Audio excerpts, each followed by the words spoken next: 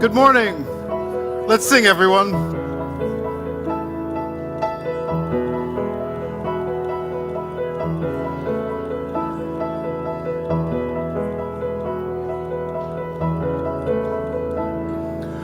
Though below me I feel no motion, standing on these mountains and plains, far away from the rolling ocean, still my dry land heart can say, I was sailing all my life now, never harbor or port have I known. The wide universe is the ocean I travel, and the earth is my blue boat home.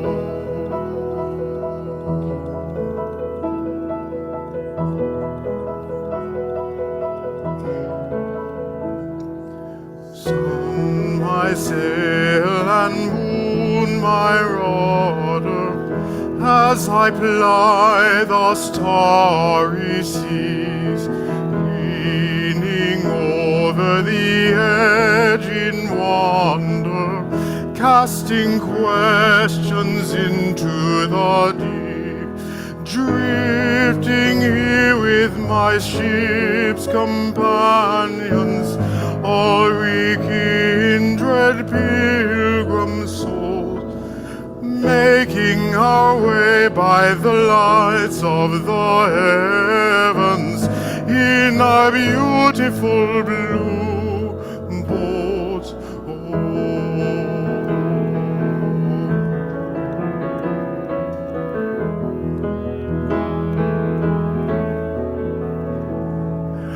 I give thanks to the waves upholding me, hail the great winds urging me on, breathe the infinite sea before me, sing the sky my sailor's song. I was born upon the fathoms, never harbor or port have I known.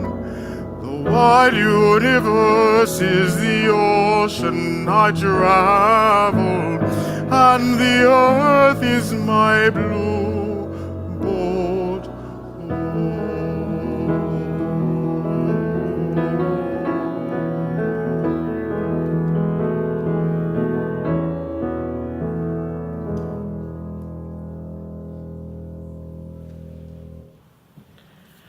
Good morning, everyone. It's so good to see you. Welcome to First Universalist Church. I'm so glad that each and every one of you is here in person and also joining us online. It matters to be together. My name is Jen Crow. I'm one of your ministers here. I use she, her pronouns. It is an absolute joy to get to lead worship today with Dr. Glenn Thomas Rideout, with Allison Conley Vetter, with Reverend Ashley, who's doing our online connecting with folks right now and who you'll see up here in a few minutes too. We're grateful for all the hands and hearts and spirits who make this time together possible. For Rob and Olu on sound and tech, who connect us and make everything work, to our ushers and greeters and artists who make this space beautiful and welcoming, to everyone who cares for our building and grounds, for all of you for showing up, because it is together that we make this space possible together. Here at First Universalist, we know that beloved community is something we practice and something we create together. We create beloved community by moving and breathing together, by celebrating together and grieving together, because here we inherit, we create, we sustain and pass on the universalist spirit of love now and for times we shall never see. We do this together. So welcome to this spiritual community of individual and collective transformation. It matters that we're here together. And I want to remind us that church isn't something that just happens on Sunday or just happens in this sanctuary or on your screen or listening. Church is something that happens each and every day wherever we are. Take yesterday, for example. I started my day with our Habitat for Humanity crew over at the Heights. What an amazing project that is. 147 units of affordable housing that will be green, solar-powered, geothermal heat, a place of safety and refuge, neighbors helping neighbors to have a place called home. We had a crew over there. I invite you to join them next time in February. We had a spiritual care training yesterday over at Unity Church Unitarian as we learned how to care for one another more deeply and listen to our hearts. We had the Association of Universalist Women here last night having a gathering and serving the community. We had cosmology and concert with J.D. Stillwater and Peter Mayer, where we closed the night with Blue Boat Home, which we opened with today. Church happens in so many times and places, and we are the carriers of that light and that flame and that hope. Join us today after the services down in the social hall for Sign Up Sunday. You've probably seen our winter and spring program guide. It's available in paper and online. There's so many different opportunities for you to get involved and get connected more deeply with this congregation. And after the service in the social hall, there will be not only celebratory cake, but while I was down there, I realized, as somebody said, that I needed to perform a loaves and fishes miracle because so many people ate cake at the first service. So not only will there be cake, but a variety of other really wonderful foods. You want to check this out. It's totally worth it. You have no idea what's going to be available downstairs. It's a variety. It's going to be great. And there will be cake, too. So let me invite us to settle in a little bit together. One of the ways we care for ourselves and each other is by remembering that we actually have the power with each and every breath to calm our nervous systems, to settle down, to remember ourselves connected all the time to something more than just ourselves alone. When we pause to breathe with purpose, we remember our inhale is the earth and all beings' exhale. Our exhale, the earth's and all beings' inhale. We are intimately interconnected. So I invite us into a time of 3 intentional breaths together.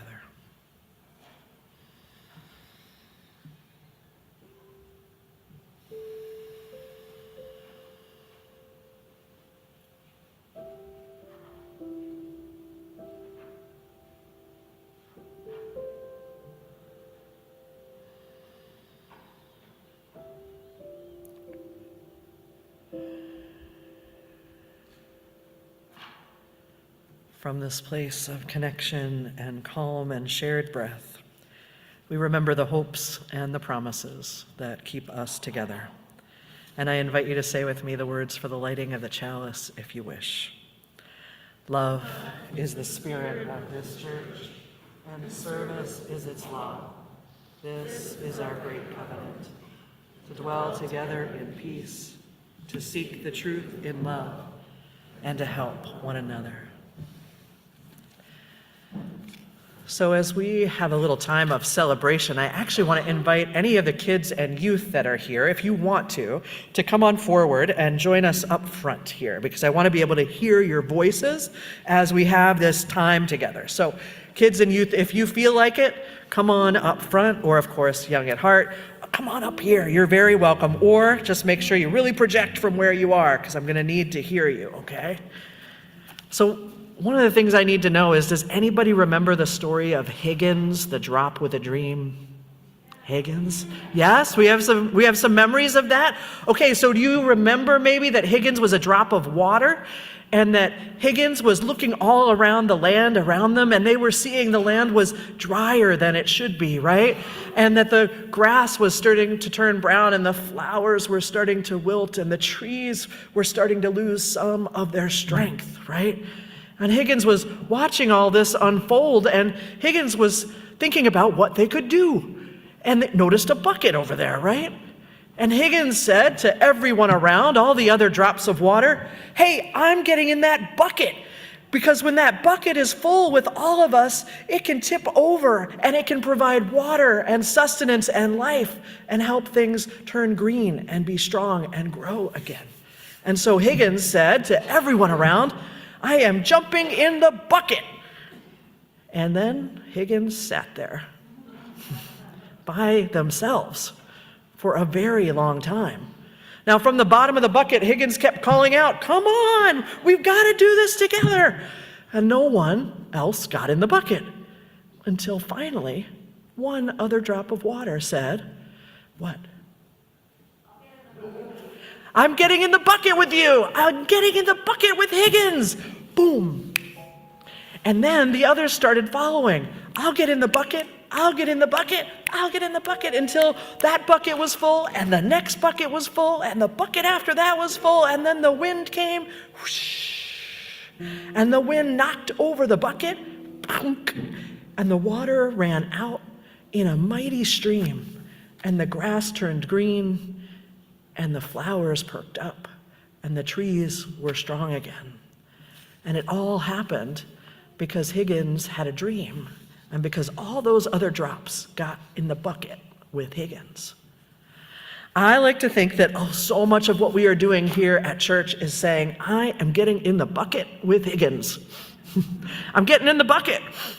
That's what we're doing when we show up here in person, when we show up online, when we show up in all the ways that church is together. We are jumping in the bucket together. We're daring to dream a dream and then to do the work to make that dream come true. One of the things we dream about, I know you know this, is about being a beloved community, to be a place where we practice together, being a place where people of all ages and abilities, people of all immigration statuses, people of all colors and cultures and gender expressions and sexual orientations are known as whole and holy and worthy and welcome and wanted. That's what we do here. That's what it means to jump in this bucket together.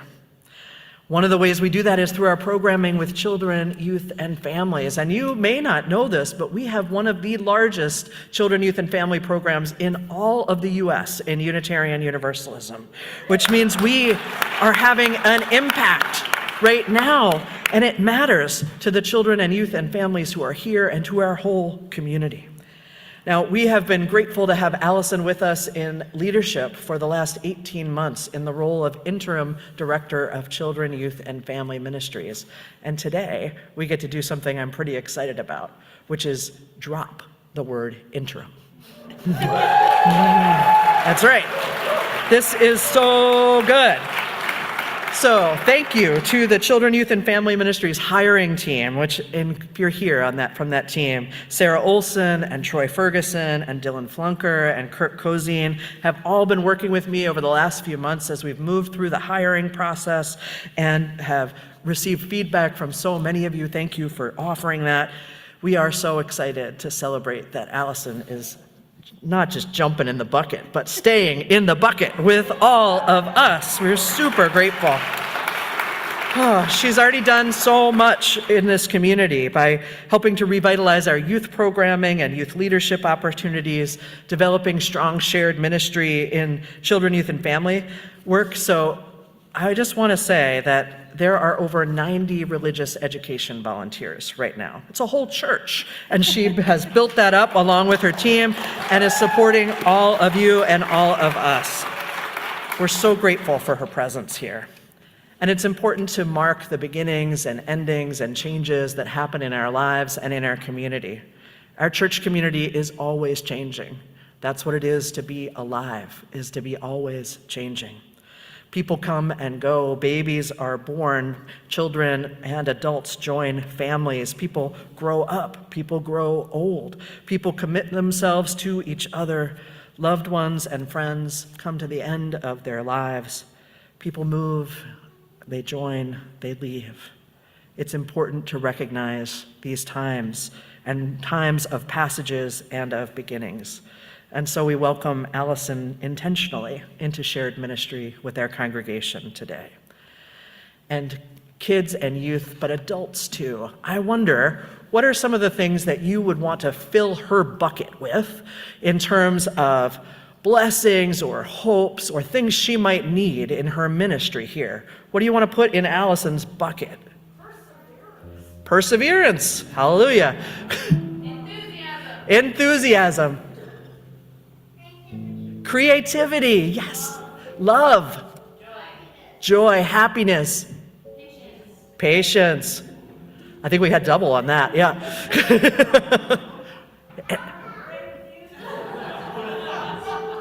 What was that over there? Donuts. Were you here in the first service? So many kids said donuts in the first service. Great music, I heard also. What else do we want to put in her bucket? Fun, cookies. Support. Okay. Excitement, thank yous. Money, sure. Always money in the bucket. Laughter. Healthcare, yes, always in the bucket. Car insurance. Wow, y'all are creative about what she's going to need for this role. Whew. Well, we're going to bless her with all those things and so many more. And pizza. Oh, yes. Free tickets to Hawaii. All right. Let me know when these things are coming in the bucket. This is great. So, Allison, do you accept these gifts and your shared ministry of meaning making and community building and care and leadership among us? I absolutely do. Yes. All right. And all of us here and online, I ask you, do you offer your encouragement, your care, and all those other things in the bucket to support Allison's ministry with us and with our congregation? If so, please say we do. Yes. We welcome you with gratitude for your ministry here. We offer our kindness and care as you continue to learn about us, as we continue to learn from and with you. And we look forward to growing in our shared ministry together. Welcome, Allison.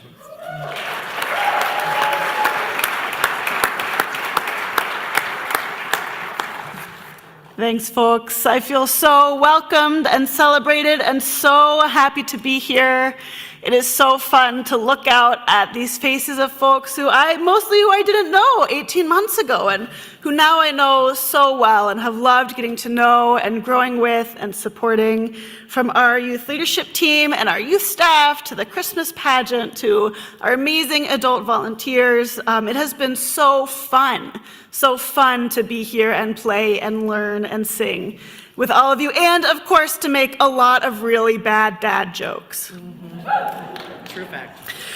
So I'm so grateful, especially now, for this professional role where I feel so much meaning and growth and affirmation and challenge.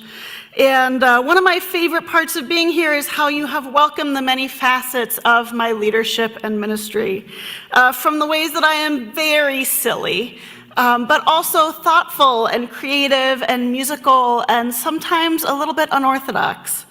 It has been a gift to be here, and I pray that my ministry over the next months and years to come, when I told the youth leadership team I was taking this settled position, someone said, is this like the Supreme Court? Is it a lifetime appointment?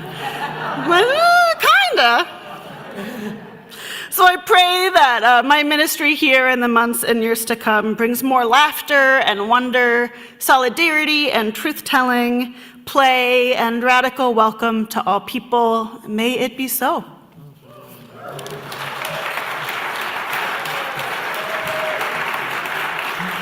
Yes. So as we make the shift where our children and youth make their way to spaces just for them for religious education classes, we're going to do this a little bit differently today, and I'm going to need some of your help.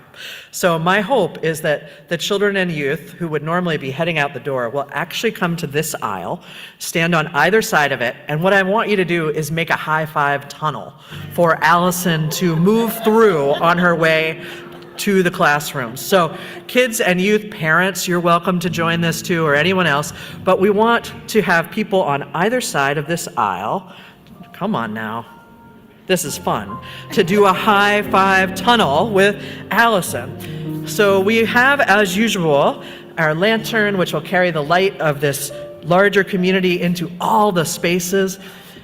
And we will have our flags too. So kids and youth, see what those adults are doing? Line up on both sides there. Excellent. And also don't forget to join us for cake and all the magic food that's going to appear after the service to celebrate. This light will lead the way, followed by the flag bearers. And Allison's going to make her way through this tunnel first. And then, kids, you can make your way through as well and out on your way to the classes. All right, are we ready? Are we ready for the high five tunnel? Here we go. Here we go. All right, let's go, let's go.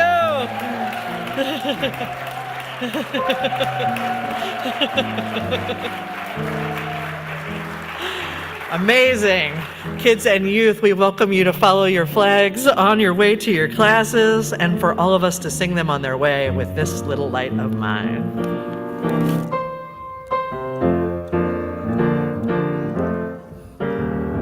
This little light of mine, I'm gonna let it shine. This little light of mine, I'm gonna let it shine. This little light of mine, I'm gonna let it shine. Let it shine, let it shine, let it shine. This little light, this little light. This little light of mine, I'm gonna let it shine. This little light of mine, I'm gonna let it shine. This little light of mine, I'm gonna let it shine. Let it shine, let it shine, let it shine, let it shine, let it shine, let it shine, let it shine.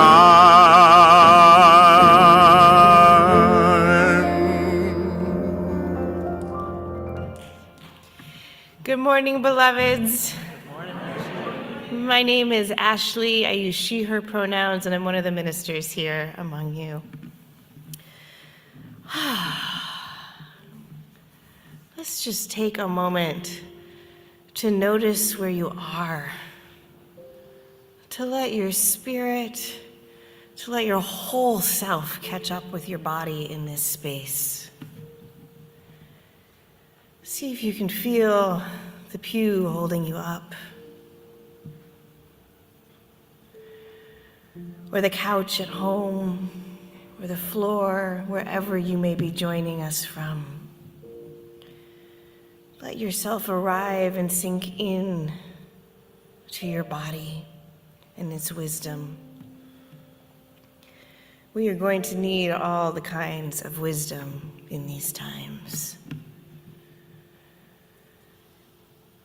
Receive this poem, In a Dangerous Time, by Rosemary Watola Traumer, as an invitation to your body's wisdom. I think of the bones of the unsung rib cage, the way they protect the heart, how bone too is living, how it constantly renews and remakes itself. I think of how ribs engage with other ribs to expand, to contract. And because they do their solid work, they allow the heart to float. This is what I want to do, to be a rib in this body of our country, to make safe space for love. There is so much now that needs protection. I want to be that flexible, that committed to what's vital, that unwilling to yield. Beloveds, we are the rib cage for each other's hearts. We are called to protect what is vital and tender. in this community and beyond. And in this moment, we practice that care for each other as we lift up our prayers, as we hold together all that is longing to be known, recognized, honored, all that would be a little lighter if we weren't holding it alone, all that would be a little more joyful if it were shared. In response to everything that we lift up together, we will respond with these words: you are not alone. We are holding it together. Let's practice that, because, oh my goodness, do we need practice holding it together right now. I don't know about you, but my week has felt like I'm holding it together with duct tape. Let's do it together now. You are not alone. We are holding it together. Maybe we'll believe it by the end of this time. The circle is open. Let us pray.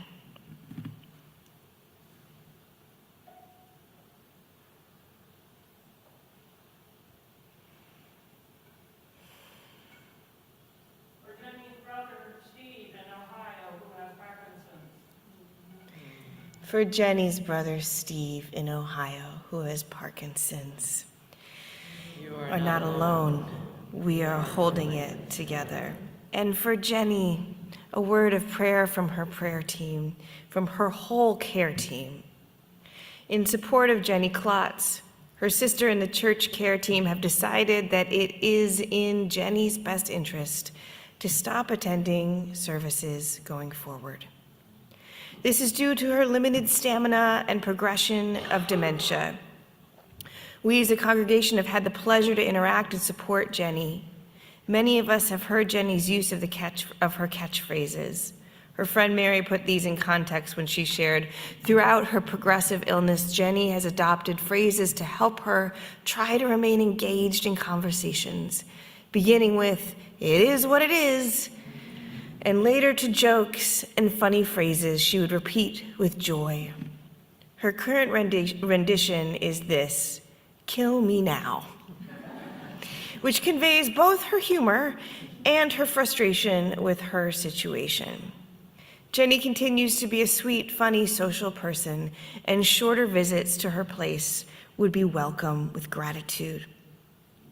Contact one of us ministers if you'd like to visit her. And we have gratitude for each of you who have supported Jenny over the years. In Jenny's own words, peace, love, and the Grateful Dead. Beloved Jenny, you are not alone. We are holding it together.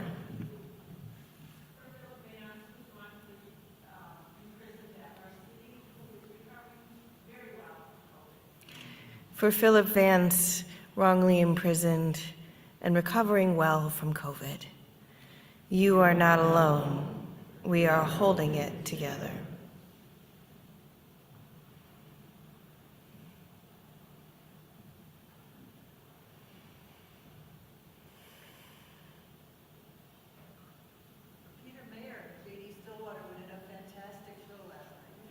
For Peter Mayer and J.D. Stillwater and their show last night. You are not alone. We are holding it together.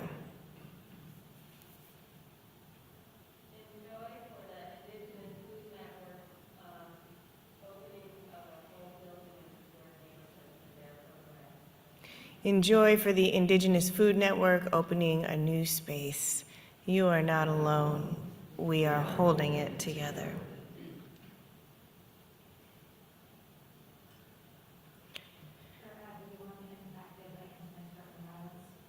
For everyone impacted by intimate partner violence.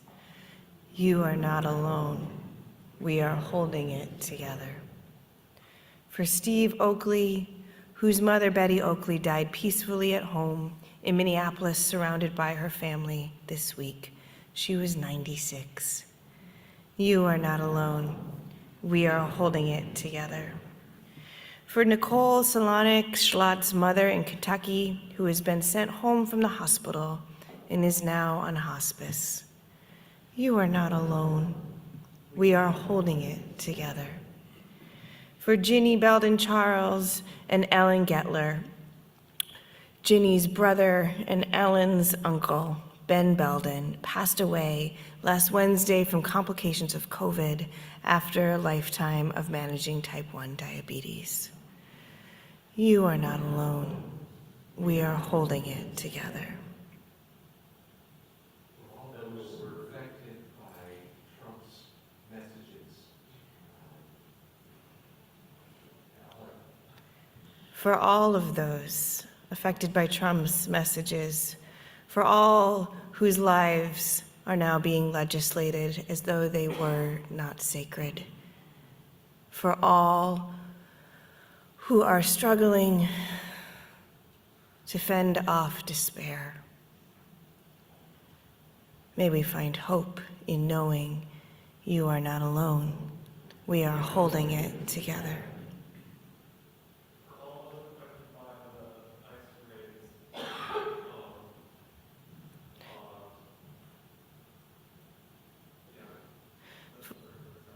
For all those affected by the ICE raids, you are not alone. We are holding it together. For everyone in my hometown of Los Angeles whose lives are devastated by the fires with no idea where they're going or what they're going to do moving forward. For all those in California whose lives are affected by the fires, you are not alone. We are holding it together. MHJ in the chat says, for her sorrow, for her best friend who lost her mom unexpectedly 10 days ago. You are not alone. We are holding it together.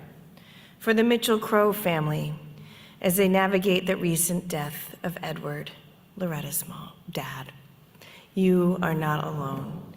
We are holding it together. For Dan Paskowitz, who is far away and living with Parkinson's now. You are not alone. We are holding it together.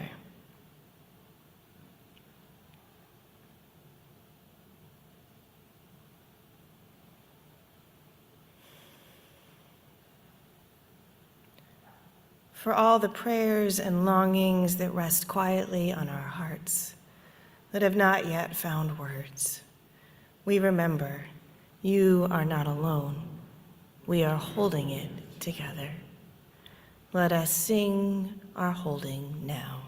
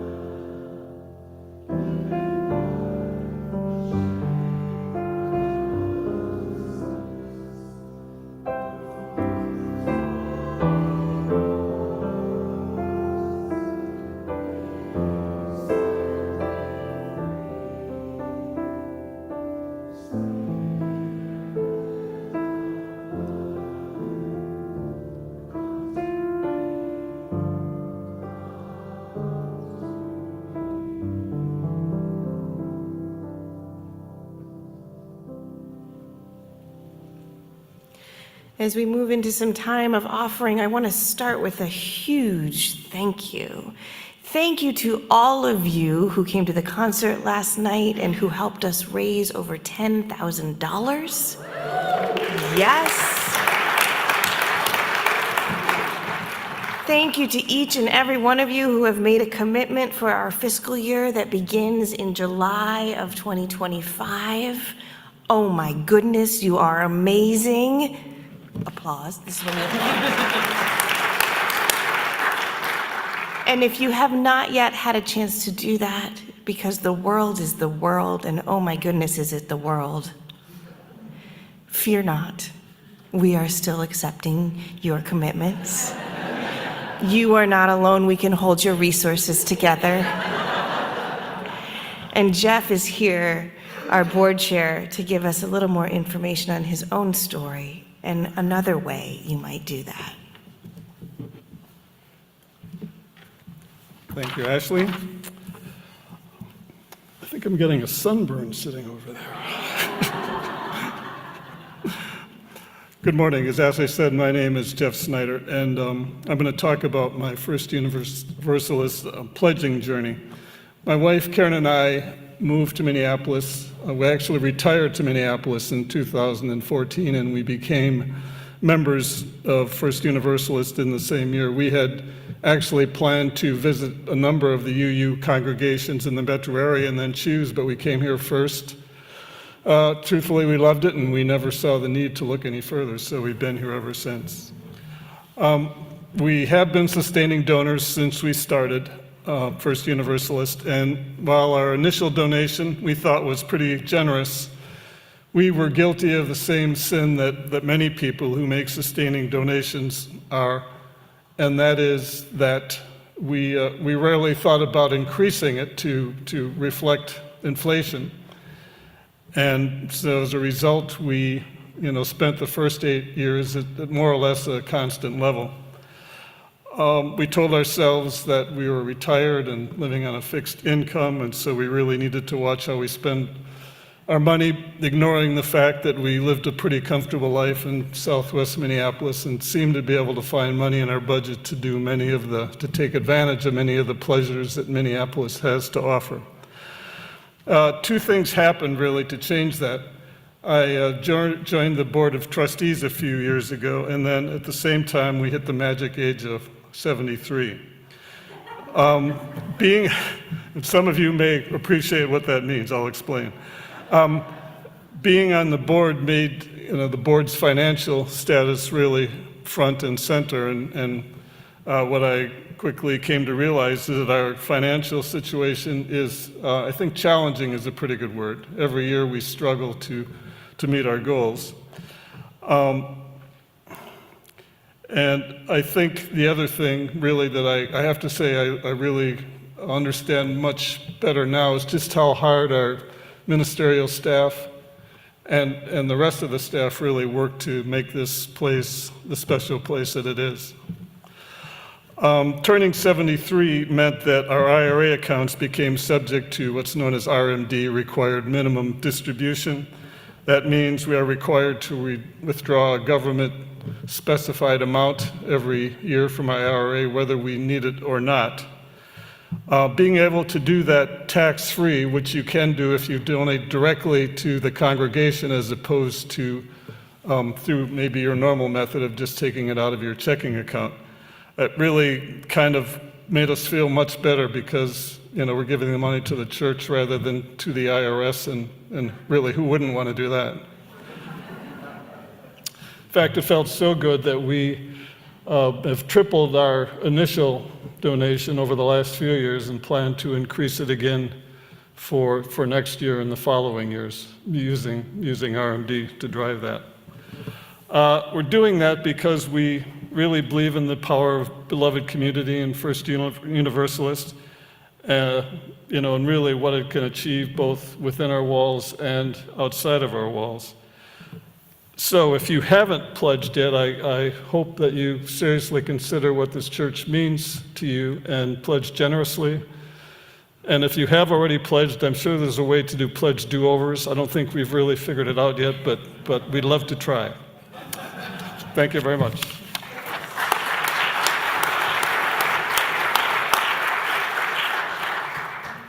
Thank you, Jeff. Not only do we give around here, but we practice the oftentimes much more challenging practice of receiving. when we are in times of need. We have a special fund called the Minister's Emergency Fund, which is nearly at zero right now and needs us to show up and fill it so that when members of our own community are choosing between rent and groceries, a prescription refill, and whatever other expense is coming their way as they wait for the next paycheck, we have a way of showing up to fill in the gap.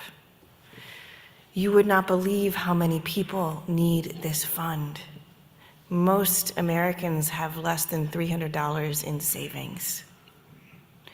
We are each other's rib cages. We protect each other's vitality and possibility. We invite you to give boldly to this fund. And of course, on this week, perhaps more than any other, if you need access to the funds we are about to collect, please let us know. Let us receive our morning offering.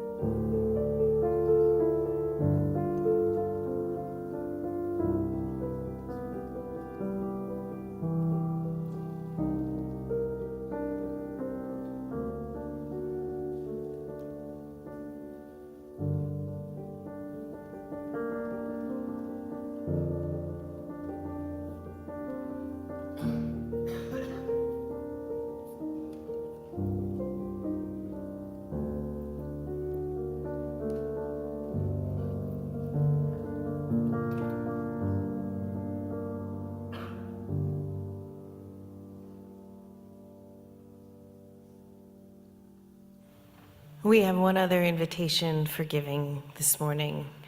Caitlin from our foundation board is here to tell you about it.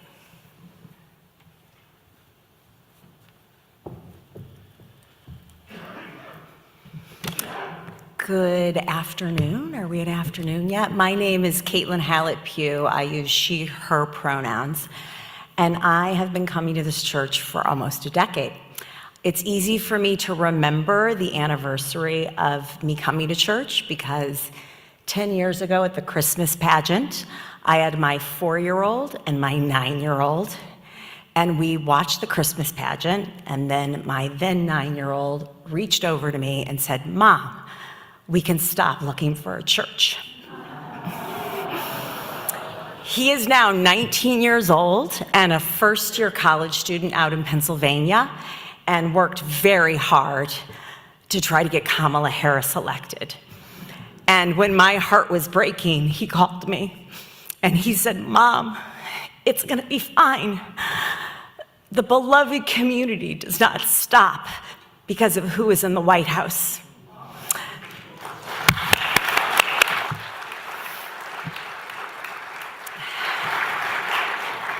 So I am here to talk about the foundation board at First Universalist. Reverend Dr. Mark D. Morrison Reed, a Unitarian Universalist minister who I now know is from Toronto, because after the first service, somebody came up to me and said, "That is the Reverend I grew up with," so that excited me. He said, "The religious community is essential, for alone our vision is too narrow to see all that must be seen. Together our vision widens and strength is renewed." The Foundation Board is one way in which First Universalist widens our vision so that we can see all and works in partnership with our community. Do you know a group, a nonprofit, that's making a big positive impact around the Twin Cities? Maybe they're helping people fighting for climate justice, racial justice, standing up for human rights. If you do, you need to come and talk to us. The Foundation Board started in 1984 with one goal: to help make our community a better place. We do this by giving money to small nonprofits working with young leaders and communities that need a boost. Each year, we give away between $75,000 and $150,000. Nonprofits can receive anywhere between $5,000 to $20,000. We love supporting grassroots, boots-on-the-ground nonprofits right here in the Twin Cities. In fact, over the past 5 years, we have given away over $500,000. Yay! So, how can you help? It's easy. All you need to do is fill out a Google form. You're basically nominating an organization, and then we on the Foundation Board will contact them, and then that organization will fill out an application form. And then we review the applications, and then voila, we give away money. So the deadline to do this is February 2nd. You can get to the Google form in a couple of ways. One way is there's a QR code that's going to show up. There it is, yep. I never have my phone in church, I turn it off. So the other thing to do is just Google First Universalist Foundation and then hit enter and it'll come up. It's the first thing. Go to that page and there'll be a link for you to fill out a Google form. And after church today, there'll be a couple people downstairs in the social hall at a sign up as well so that you can access the form that way. Thank you so much.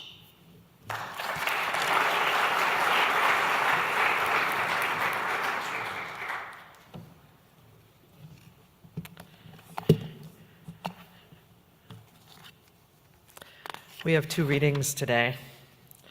Our first comes from the prophet, the civil rights activist, the pastor, the Reverend Dr. Martin Luther King, Jr., and it comes from a speech he gave at Southern Methodist University on March 17th, 1966. Modern psychology has a word that is probably used more than any other word in psychology. It is the word maladjusted. It is the ring and cry of modern child psychology, and certainly we all want to avoid the maladjusted life. But I must honestly say there are some things in our nation and the world to which I am proud to be maladjusted, and wish all people of goodwill would be maladjusted until the good society is realized. I never intend to adjust myself to segregation and discrimination. I never intend to become adjusted to religious bigotry. I never intend to adjust myself to economic conditions that will take necessities from the many to give luxuries to the few, leaving millions of people smothering in an airtight cage of poverty in the midst of an affluent society. I never intend to adjust myself to the madness of militarism and the self-defeating effects of physical violence. We need maladjusted people where these problems are concerned. It may well be that our whole world is in need of the formation of a new organization, the International Association for the Advancement of Creative Maladjustment. We need people who will be as maladjusted as the prophet Amos, who in the midst of the injustices of his day cried the words that echoed across the centuries. Let justice roll down like waters and righteousness like a mighty stream. It is through such maladjustment that we will be able to emerge from the bleak and desolate midnight of people's inhumanity to each other into the bright and glistening daybreak of freedom and justice.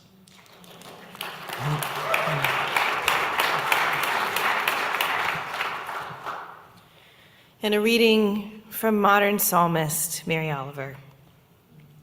Heavy. That time I thought I could not go any closer to grief without dying, I went closer, and I did not die. Surely God had God's hand in this, as well as friends. Still I was bent, and my laughter, as the poet said, was nowhere to be found. Then said my friend Daniel, brave even among lions, it is not the weight you carry, but how you carry it. Books, bricks, grief. It's all in the way you embrace it, balance it, carry it. When you cannot and would not, put it down. So I went practicing. Have you noticed? Have you heard the laughter that comes now and again out of my startled mouth? How I linger to admire the things of this world that are kind and maybe also troubled. Roses in the wind, the sea geese on the steep waves, a love to which there is no reply.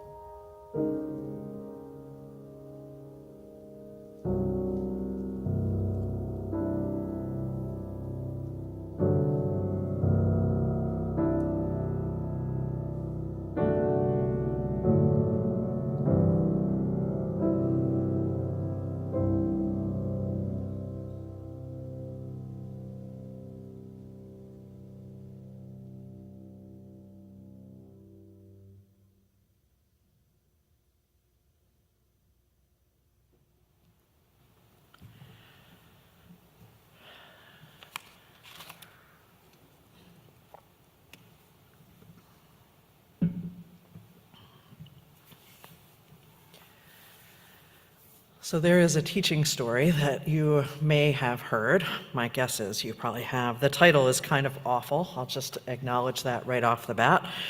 The title is called How to Boil a Frog. In the story, this is just a story, a frog is placed in room temperature water in a pot on the stove, and the water is slowly heated to a boiling point. In the story, because the temperature rises slowly, the frog doesn't become aware of the danger, and instead of jumping out of the pot, stays put in this ever-rising water temperature until it reaches the boiling point and dies. Have you heard this story? Yeah, right? Now, my favorite thing about this story is that it isn't true. This story isn't true. It turns out that frogs jump out of the pot. They will notice the gradually heating water and get out of it. So, my question for us today, in the line of are you smarter than a fifth grader, is, are we smarter than a frog? Or perhaps more accurately, are we as smart as a frog? Or maybe more gently, is it possible we might learn from the wise frog who notices the temperature rising and gets out of the pot? The temperature is rising. The temperature is boiling. Literally, on the earth, on this planet, we know this is true. It is happening for our siblings. Our siblings, the earth, our siblings, all life, our siblings, immigrants, trans folks, gender expansive folks. The temperature is rising. Can we learn from the other wise life forms on this planet? Can we jump out of the pot? Can we stop and refuse where we need to? And can we find another way of being? I'll tell you the answer ahead of time. We can. We can, and we already are, just by being here and being a part of this community. We are saying, yes, we can jump in the bucket together, the good bucket of positive change, and we can be a part of something different. We can be a part of the beloved community, a community so grounded in a love that is powerful enough to change us individually and societally. We know that together we can, in fact, practice and create building a world free of racism and poverty and violence, a place and a community over and over that says each and every one of us, all of life, every being is whole and holy and worthy exactly as they are, welcome and wanted and needed by us all. We can and we do create a world and a place and a community where everyone has what they need when we share what we have. This is what we are already creating. It's what we've been creating for 160 plus years together, past, back, beyond our memory and forward into a future we will not be a part of. That is what we are building every time we gather, every time we commit our resources of time and energy and talent and presence. That is what we are building. And we need it. We need it now more than ever because the temperature is rising. I'm going to say a few things about the realities of this week, and I want to tell you ahead of time, I'm not going to leave you there. I just know that it's important for us to name some of the truths of what is happening, especially as some of us care for ourselves, and I invite you to tune out if you need to. If you are tuning out to care for your own self, your own survival, your own well-being, that is just fine. And we need to be able to hold these truths together so we know what we are fighting against. So, this week, in the environmental justice world, we know that the executive orders started flying. We know that the United States was withdrawn from the Paris Climate Accord and from international agreements to work to reduce the warming of the planet, to open up wildlife refuges to oil drilling, and to me, one of the most inane of them all, in the realm of climate change, to restrict future permits for wind energy. Our government is actively choosing to turn up the heat on our planet. And the impacts of these policies will land again, first and foremost, like they always have, on the most vulnerable plant and animal species and wildlife, the most vulnerable people, the people with the fewest resources. The temperature is rising and will keep on rising on our planet, for our siblings, for all of life. This week, too, there were executive orders focused on the persecution of immigrants and refugees and trans and gender expansive folks. The image of the President of the United States literally throwing the Sharpies he used to sign these executive orders out into a crowd is something I just can't shake. There's been the end of the protected areas policies, which up until now identified places like hospitals and schools and communities of faith as places where immigrants and refugees could access basic services and support. These have been revoked, so that now the fear of detainment and deportation is high, so high, and there are no safe, protected places. The declaration that there are two genders only, and the immediate implications of this are already beginning to take shape. This week, the Department of State issued an order that trans folks who go in to get passport corrections that will indicate their legal change in gender will have their documents confiscated and no passport issued. People are having their identification documents confiscated, their ability to move freely taken away. Maybe you've heard this too, where federal employees, I have been hearing and reading the memos. Diversity, equity, inclusion, and accessibility departments shut down. All scheduled learning opportunities and policies canceled. Memos sent out to those federal employees, not only announcing the closure of these departments, but then going on to acknowledge that some people might try to continue the work of diversity, equity, inclusion, and accessibility, of a fair shot for people using different language. And they might use subterfuge to try to continue this work. You will all be required to report them. Here's the address to do so. These are just a few of the things happening this week. There are so many. And I find that I start to lose the ability to breathe when I think about them. And so I invite us to breathe, to remember we are not alone in this. We are holding it together. We are holding each other together. I invite us to remember that fear is what this administration is trying to create, and it's working. Of course it is. Fear as a method of control, fear as a method of stifling resistance, of making us forget our connection each to the other and the responsibility that comes with that.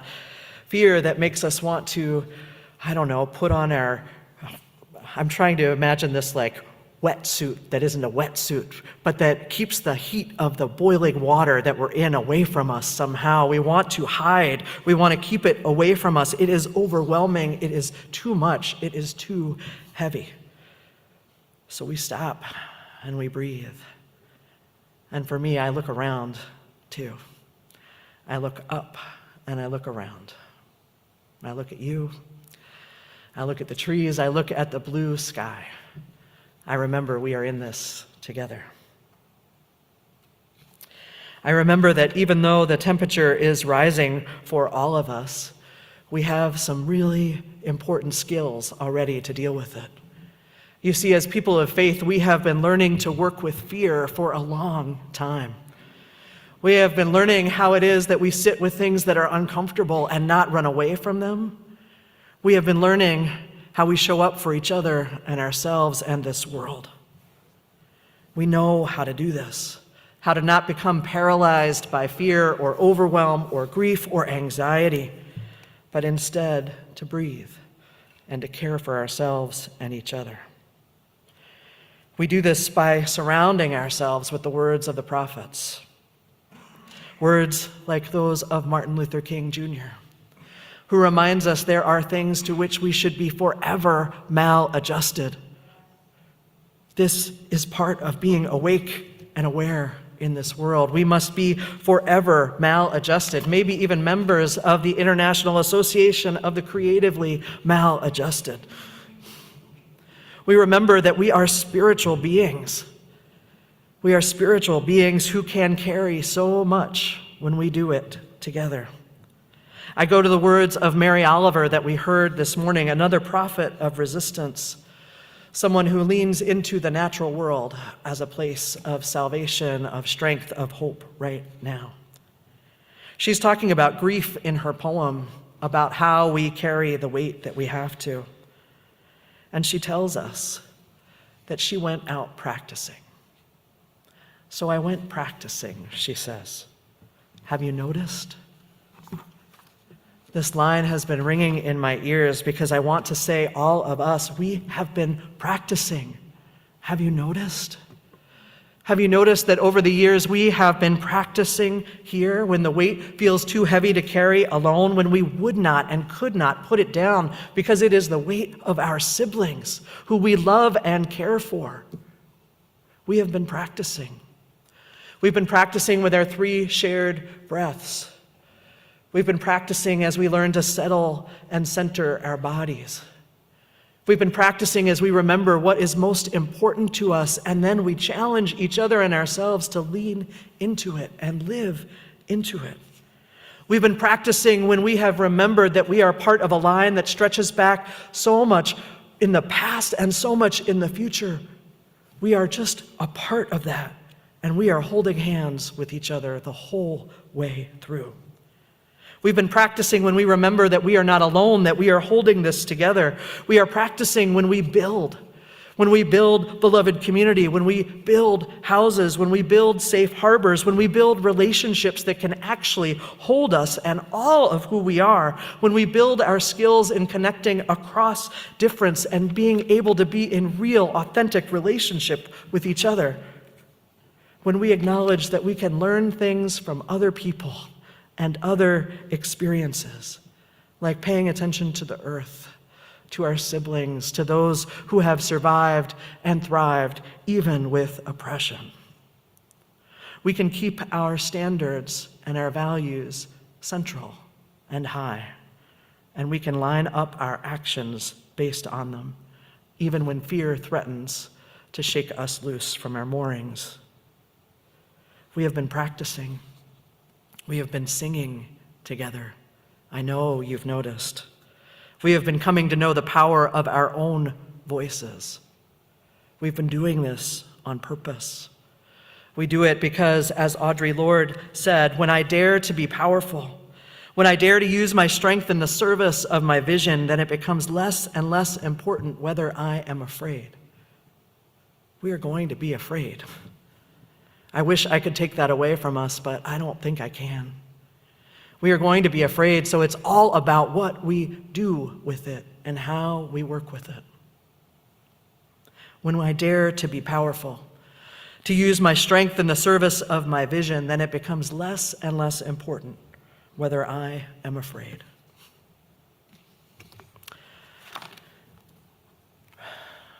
We know what our vision is. We're not making it up fresh in this moment, this vision of beloved community, of a love so powerful that no one is left outside the circle. This has been the vision of this faith community for generations. It is our vision still. We have already been hard at work putting the foundation in place under that vision. We are continuing to do that together. We'll do it by surrounding ourselves with prophecy and teachings, by remembering the power of each of our voices, by knowing ourselves and one another as whole and holy and worthy. We will do this together. You've heard me say recently that now is the time more than ever to knit yourself in to this beloved community. We cannot be out there on our own right now. We need to be in it together. We need to be practicing together. And that is the invitation. I know you saw me waving around the winter-spring program guide, and I mean it. Find something in here that fits for you. Join us downstairs in the social hall after the service for cake and who knows what food. But also to pick one of these options, to join in, to knit yourself into this beloved community. Join us by being a part of some of our climate conversations, which are about to happen. We'll have a couple slides just so you know this stuff is coming and you can think about it and join in. Our environmental justice team is going to be hosting these one-on-one climate conversations starting in March. Join them and share what is on your heart and what you are needing from this congregation and how we can be a part of positive change together. You'll see up there next an opportunity to be a part of taking the intercultural development inventory assessment. This is an opportunity to learn more about yourself so that we can then grow in skills in being able to connect across cultures in real, deep, authentic relationship. You'll see a slide too about an upcoming workshop that I invite as many of us to attend as possible. It's happening over Zoom, or if you want to go to Madison, Wisconsin, it's happening in person there. But this is an opportunity for us to learn and to be together and to support our trans and gender expansive siblings. These are just a few of the things we can do. There are so many opportunities here and in the larger community. The thing is to find your way, to choose one and to get going on it. You probably heard me say a few weeks ago, in the words of Winona LaDuke, don't get all twirled up, just get started. Don't get all twirled up, just get started. This is the invitation to us now. Let's keep on building the beloved community. Let's keep on strengthening ourselves and each other. Let's keep on being the ribs that allow love to stay present and the heart to float. May this be our work. May it be so. Amen.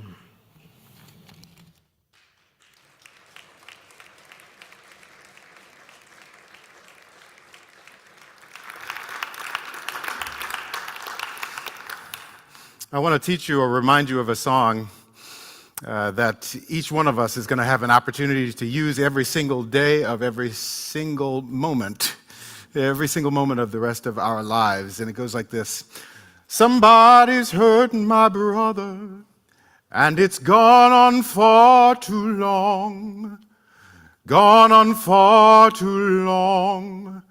Gone on far too long. Somebody's hurting my brother, and it's gone on far too long. And I won't be silent anymore. Will you try with me? Somebody's hurting my brother, and it's gone on far too long. Oh, gone on far too long. Oh, it's gone on far too long. Well, somebody's hurting my brother, and it's gone on far too long. And I won't be silent anymore. Listen, well, somebody's hurting my sister, and it's gone on far too long. Oh, it's gone on far too long. Oh, it's gone on far too long. Oh, somebody's hurting my sister, and it's gone on far too long. And I won't be silent anymore. And somebody's hurting the children, and it's gone on far too long. Well, it's gone on far too long. Oh, it's gone on far too long. Well, somebody's hurting the children, and it's gone on far too long. And I won't be silent anymore. Well, somebody's hurting my siblings, and it's gone on far too long. Oh, it's gone on far too long. Oh, it's gone on far too long. Well, somebody's hurting my family, and it's gone on far too long, and I won't be silent anymore.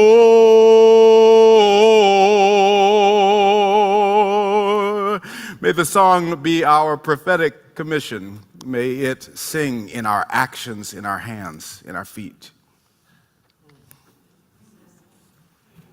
May we go out and build the world we dream about.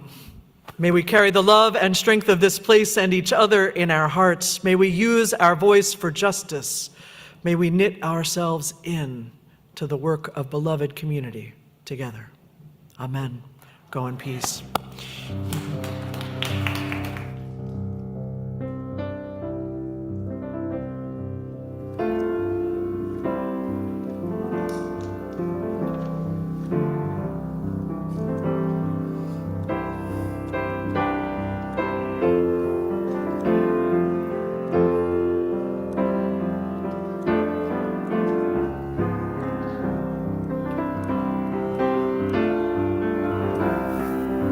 Let's sing. It will be hard, we know, and the road will be muddy and rough, but we'll get there. Heaven knows how we will get there, but we know, oh yeah, yeah, oh yeah, yeah, oh yeah, yeah, oh yeah, yeah, oh yeah, yeah, oh yeah, oh yeah, yeah, oh yeah, yeah, oh yeah. Last time, oh yeah, yeah, oh yeah, yeah, oh yeah, yeah. Go in peace, my friends. Amen.